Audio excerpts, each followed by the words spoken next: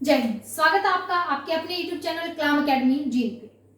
हिंदी विषय की कक्षा को आगे बढ़ाते हुए हम अपना आज का नया जो टॉपिक रहेगा हमारा वो है वाच्य। वाच्य का मतलब क्या होता है? वाच्य का अर्थ होता है स्पेशली बोलने का विषय।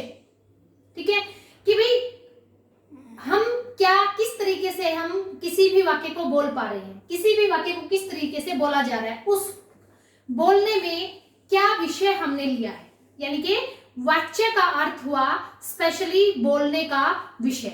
अब देखिए वाच्य का मतलब यानी कि वाक्य में जो क्रिया है, स्पेशली हम क्या देखेंगे, स्पेशली हम देखेंगे कि वाक्य में जो क्रिया है उसके ऊपर कर्ता का प्रभाव है, कर्म का प्रभाव है या उसमें भाव की प्रधानता है।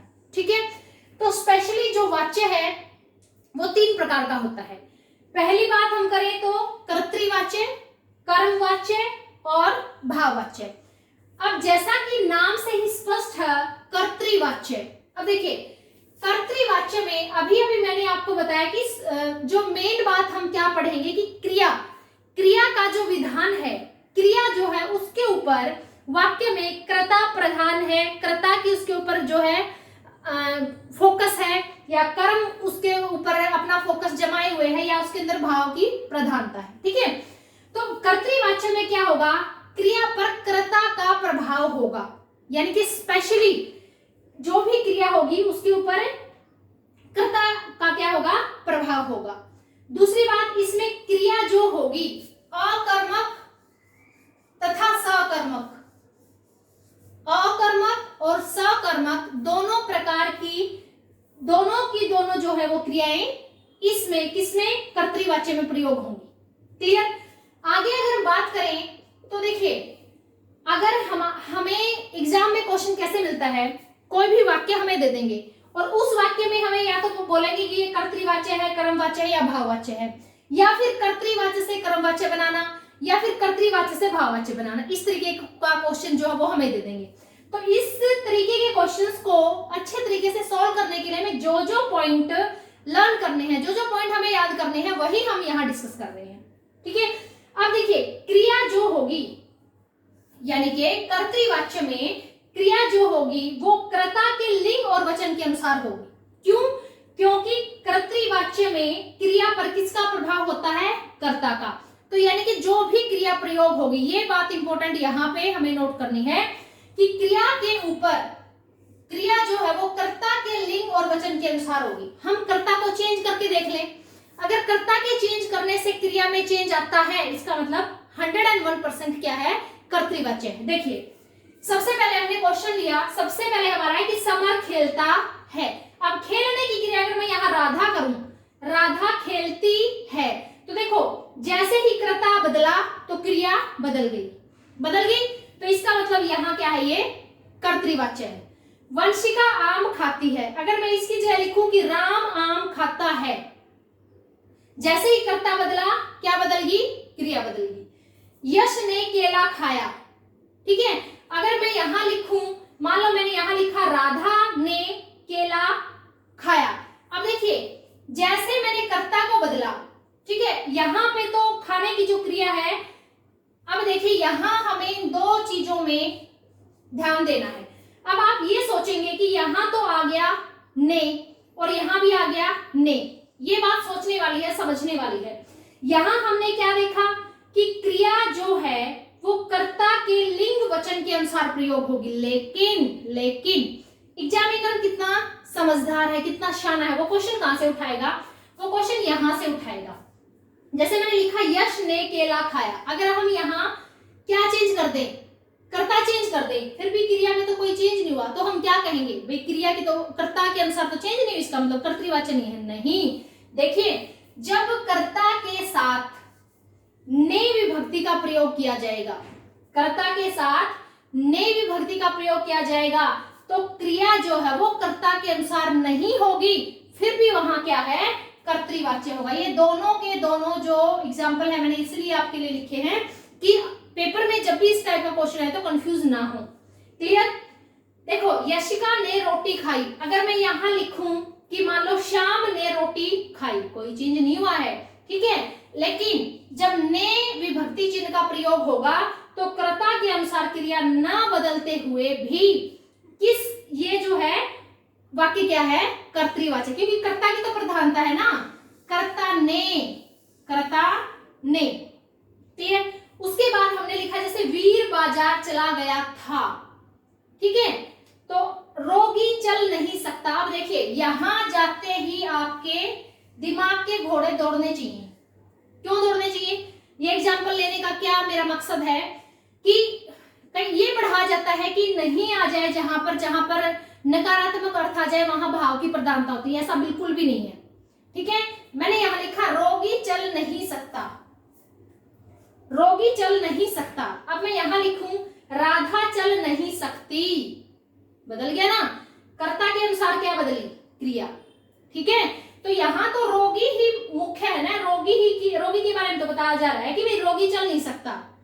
ठीक है, राम खा नहीं सकता, राधा खा नहीं सकती, तो क्या यहाँ एक नकारात्मक जो वाक्य है आने से क्या भाव हो गया? नहीं, बिल्कुल भी नहीं। यहाँ क्या है, ये कर्तृवाच्य है। मैं एक एक पॉइंट वही आपको बता रही हूं जो एग्जाम ओरिएंटेड है, आलतू फालतू की कोई बात मैंने यहाँ नहीं लिखी है। हर एक पॉइंट को, उसी पॉइंट को उठाया है जो किसी भी एग्जाम में क्वेश्चन पूछा जाता है। ठीक है, जैसे मैंने लिखा वह पत्थर लिख रहा है। ठीक है, तो वह पत्थर लिख रहा है, तुम पत्थर लिख रहे हो, बदल गया ना। जैसे ही मैंने कर्ता बदला क्रिया क्या होगी, बदल गई। खुशबू दौड़ रही थी, राम दौड़ रहा था, चेंज हो गया ना, कर्ता के अनुसार क्रिया में परिवर्तन। अब देखिए कर्तृवाच्य के एक एक एग्जाम्पल को मैंने आपको अच्छे तरीके से समझा, 3 प्रकार के एग्जाम्पल मैंने आपको समझा दिए। एक तो सामान्य क्रिया हो रही है जिसमें जैसे हम कर्ता को बदलते हैं तो क्रिया बदल जाती है। ठीक है, दूसरा मैंने आपको बताया कि कर्ता के बाद अगर ने विभक्ति चिन्ह का प्रयोग है तो जो क्रिया है वो कर्ता के अनुसार बिल्कुल नहीं बदलेगी, लेकिन फिर भी ने विभक्ति चिन्ह के कारण यहाँ क्या है, कर्तृवाच्य है। तीसरी बात मैंने आपको बताई, नेगेटिव यानी कि नकारात्मक सेंटेंस आने पर भी हमें क्या देखना है, हमें ये देखना है कि क्या कर्ता के बदलने से क्रिया पर प्रभाव पड़ता है, क्रिया के लिंग वचन पर कोई प्रभाव पड़ता है, अगर पड़ता है तो वो भी क्या होगा, कर्तृवाच्य। ठीक है, क्लियर? मुझे उम्मीद है कि आपको कर्तृवाच्य से संबंधित एक एक एग्जाम्पल अच्छे तरीके से समझ आए हैं। अगर आप चैनल पे नए हैं तो प्लीज लाइक करें, शेयर करें, सब्सक्राइब करें और बेल आइकन को प्रेस करना ना भूलें ताकि आने वाली हर एक क्लास का नोटिफिकेशन आप तक पहुंचता रहे। चलिए नेक्स्ट शुरू करते हैं, कर्मवाच्य। कर्मवाच्य वाक्य में क्रिया पर कर्म का प्रभाव पड़ेगा। अब तक किसका प्रभाव पड़ रहा था भाई, कर्ता का, अब किसका प्रभाव पड़ेगा, कर्म का। हाँ, कर्तृवाच्य में एक और इंपॉर्टेंट बात क्या कि इसमें जो है क्रिया अकर्मक और सकर्मक दोनों तरह की प्रयोग होगी। उसमें कर्म हो भी सकता है और उसमें कर्म ना भी हो। जैसे मैंने आपके लिए लिखा, जैसे खुशबू दौड़ रही थी, तो दौड़ रही थी, कर्म क्या है इसमें, कोई नहीं है, तो ये अकर्मक क्रिया होगी। ठीक है, और मैंने लिखा कि समर खेलता है, क्या खेलता है, इसमें कुछ हमारे पास नहीं है ना, क्या खेल रहा है। मैंने लिखा कि वीर बाजार चला गया, चलना क्रिया होगी, बाजार कर्म होगा, यानी कि कर्तृवाच्य में अकर्मक और सकर्मक दोनों प्रकार की क्रियाओं का प्रयोग है, लेकिन कर्मवाच्य में सिर्फ और सिर्फ कर्म का प्रभाव जो है वो क्रिया पर पड़ेगा और सिर्फ सकर्मक क्रिया का प्रयोग होगा, यानी कि कर्म की प्रधानता होगी, इसलिए हम उसको बोलते हैं सकर्मक क्रिया। क्लियर? देखिए क्रिया कर्म के लिंग वचन के अनुसार प्रयोग होगी, बिल्कुल। अब हमें कर्ता को नहीं छेड़ना, कर्ता जाए अपना आराम से अपना काम करे, अब हमें कर्म के अनुसार क्रिया को चेंज करके देखना है। क्लियर? देखिए लड्डू से पुस्तक पढ़ी जाती है, लड्डू से पुस्तक पढ़ी जाती है। अब देखिए जो काम है वो क्या है, पुस्तक पढ़ी जाती है। अब पढ़ने का जो पढ़ने की क्रिया है उसका फल किस पे पड़ रहा है, पुस्तक पे। क्या पढ़ा जाता है, पुस्तक पढ़ी जाती है। ठीक है, विराज से दूध पिया जाता है। अब पिया जाने की जो क्रिया है किसके द्वारा हो रही है, दूध के द्वारा, दूध को पिया जा रहा है ना। ठीक है, अनु से नृत्य किया जाता है, यानी कि अब देखिए यहाँ कई मतलब क्या सोचेंगे कि भाई अन्नू से नृत्य किया जाता है, अगर इस प्रकार का वाक्य आ जाए तो ये भाव में आना चाहिए, उससे दौड़ा जाता है, उससे चला जाता है, लेकिन लेकिन लेकिन इसमें क्या है, इसमें तो सकर्मक क्रिया है, लेकिन भाव में क्या होता है, अकर्मक क्रिया होती है। ये भी डिफरेंस आप ध्यान रखें कि अगर ऐसा कुछ आ जाए, जैसे मान लो मैंने लिखा रोगी से सोया जाता है और यहां मैंने लिखा अन्नू से नृत्य किया जाता है, तो देखिए यहां कोई कर्म नहीं है लेकिन यहां कर्म है। यही डिफरेंस हमें करना है। एग्जाम में एक एक जो नंबर है वो इन्हीं चीजों पर डिपेंड होता है कि हमने एक एक चीज को किस तरीके से विश्लेषण के साथ समझा है। ठीक है, तो अन्नू से नृत्य किया जाता है। अब यहाँ क्या किया जाता है, नृत्य सकर्मक क्रिया है और इसकी कर्म का जो है प्रभाव किस पे पड़ रहा है, क्रिया पे। ठीक है, अब अगर बात करूं उससे पत्र लिखा जा रहा है, तो लिखने की जो क्रिया है वो किसके लिए हो रही, पत्र। ठीक है, लिखा क्या जा रहा है भाई, पत्र लिखा जा रहा है। ठीक है, तो इसमें सकर्मक क्रिया होगी, हमेशा याद रखना सिर्फ और सिर्फ सकर्मक क्रिया होगी। क्रिया के ऊपर जो है वो कर्म का प्रभाव पड़ेगा और क्रिया जो होगी वो कर्म के लिंग वचन के अनुसार ही होगी। अगर कर्म को बदलोगे तो क्रिया में चेंज होगा। ठीक है, अगर मैं लिखूं उससे पत्र लिखा जा रहा है, उससे निबंध लिखा जा रहा है, क्योंकि पुल्लिंग हो गए ना दोनों। मैं लिखूं उससे पुस्तक लिखी जा रही है, बदल गया ना, लिखी आ गया। ठीक है, कर्म के बदलते। क्लियर, तो ये भी आपको अच्छे से समझ आया होगा। क्या बताया मैंने कि वाक्य में क्रिया पर कर्म का प्रभाव होगा, सकर्मक क्रिया होगी। हमेशा याद रखो, पहले देखो कर्म है या नहीं और कर्म का प्रभाव क्रिया पे पड़ रहा है, बस बात खत्म। अब देखिए, अब हम बात करते हैं भाववाच्य की। भाववाच्य में सबसे इंपॉर्टेंट बात तो क्या है कि वाक्य में ना तो कर्म प्रधान ना कर्ता प्रधान, भाव की प्रधानता है। ठीक है, भाव की प्रधानता है और अकर्मक क्रिया का प्रयोग होगा भाई हमेशा। किसी भी प्रकार का कर्म इसमें नहीं होगा। जब कर्म नहीं होगा तभी तो भाव की प्रधानता होगी।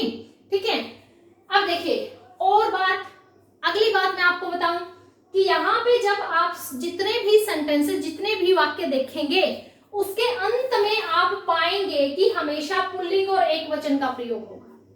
पुल्लिंग और एकवचन, चाहे आगे जो शब्द है वो लड़की लिखा है या लड़का। जैसे मैंने लिखा संगीता से दौड़ा जाता है।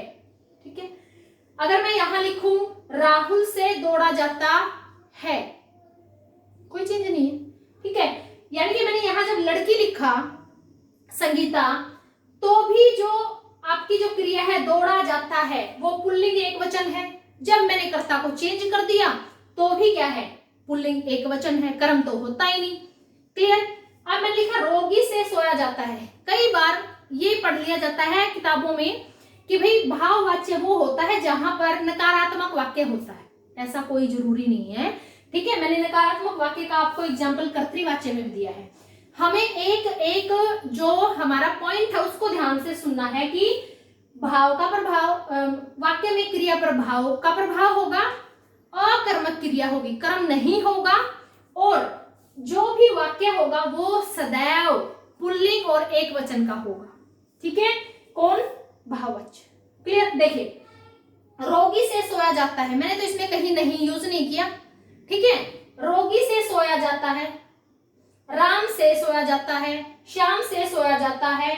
ठीक है, माता से सोया जाता है, बच्चे से सोया जाता है। भाई कोई भी किसी भी चीज का फर्क तो नहीं पड़ रहा। ठीक है, तो भाव क्या है, भाव ही प्रधान हुआ ना, भाव की प्रधानता है। नसीब से पढ़ा जाता है, राम से पढ़ा जाता है, राधा से पढ़ा जाता है, श्याम से पढ़ा जाता है, किसी प्रकार का कोई चेंज नहीं है, कर्म नहीं है। ठीक है, अब देखो राम से चला नहीं जाता, मैंने नकारात्मक भी बना दिया आप लोगों के लिए कि राम से चला नहीं जाता है, रोगी से चला नहीं जाता है। ठीक है, क्लियर। तो कर्तृवाच्य, कर्मवाच्य और भाववाच्य को इसी तरीके से विश्लेषण की दृष्टि से पढ़ेंगे तो पेपर में नंबर आएगा। ठीक है, अब बात आती है क्या कि कर्तृवाच्य से कर्मवाच्य बनाया जा सकता है और कर्तृवाच्य से ही भाववाच्य बनाया जा सकता है। ठीक है, उल्टा बिल्कुल नहीं होगा। क्लियर। अगर कर्तृवाच्य में मान लो मेरे पास कोई भी सेंटेंस है, मान लो मैंने लिखा, चलिए आपके लिए एग्जांपल लिख देती हूं। देखिए, अब जब हम मैंने क्या बताया कि कर्तृवाच्य से ही कर्मवाच्य बनेगा और कर्तृवाच्य से भाववाच्य बनेगा, उल्टा बिल्कुल नहीं होगा।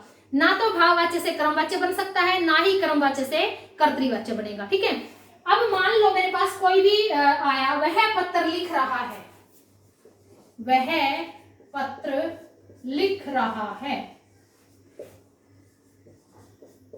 कर्तृवाच्य है भाई, वह पत्र लिख रहा है, क्या है, कर्तृवाच्य है। अब हमेशा याद रखना है कि जब भी हम वाच्य परिवर्तन करें कर्तृवाच्य से कर्मवाच्य में और कर्म से भाव में, तो जो हमारा सेंटेंस है, जो हमारा काल है, वो एज इट इज रहेगा। वर्तमान काल का है तो वर्तमान ही रहेगा, भूतकाल का है तो भूत ही रहेगा, और भविष्य का है तो भविष्य ही रहेगा, काल चेंज नहीं होगा। मैंने लिखा वह पत्र लिख रहा है, अब ये है हमारा कर्तृवाच्य। अगर मैं बनाऊं इसका क्या कर्मवाच्य,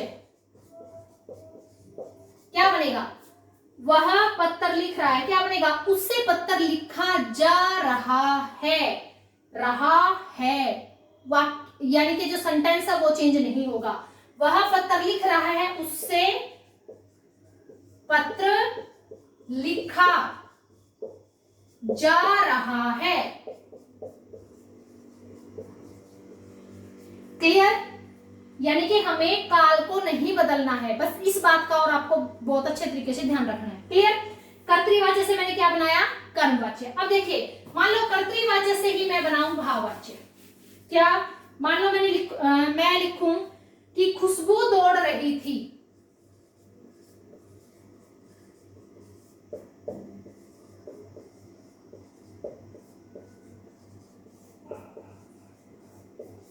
तो क्या बनेगा, क्या बनाऊंगी मैं यहां से, खुशबू दौड़ रही थी, खुशबू से दौड़ा जा रहा था, भाव की पता ना होगी ना, खुशबू दौड़ रही थी क्या है, कर्तृवाच्य। अगर मैं बनाऊं खुशबू से दौड़ा जा रहा था, तो क्या हो जाएगा आपका भाववाच्य। ठीक है, खुशबू से दौड़ा जा रहा था। क्लियर? खुशबू से दौड़ा जा रहा था, जैसे मैंने लिखा संगीता से दौड़ा जाता है, ये वर्तमान काल का है, यहां मैंने लिखा है रहा था, रही थी, यानी कि हमें सेंटेंस यानी कि हमें काल का परिवर्तन बिल्कुल नहीं करना है, काल का ध्यान रखना है जब भी कर्तृवाच्य से कर्मवाच्य, कर्म से भाववाच्य बनाए। क्लियर? चलिए एक तो एग्जाम्पल और ले लेते हैं। जैसे मैंने लिखा कि रोगी चल नहीं सकता, क्या लिखा, रोगी चल नहीं सकता, क्या है, कर्तृवाच्य है, तो भाववाच्य क्या बना दूंगी, रोगी से चला नहीं जाता। ठीक है, रोगी चल नहीं सकता, रोगी से चला नहीं जाता, नहीं जाता, ये क्या हो गया, ये कर्तृवाच्य है, ये आपका हो गया भाववाच्य। अगर मैं रोगी चल नहीं सकता इसे कर्मवाच्य बनाऊं, तो रोगी के द्वारा चला नहीं जाता, सकता है ना, वर्तमान काल है, तो रोगी के द्वारा चला नहीं जाता, और ये यहाँ है भाव, यहाँ भाव वाले कि रोगी से चला नहीं जाता। क्लियर?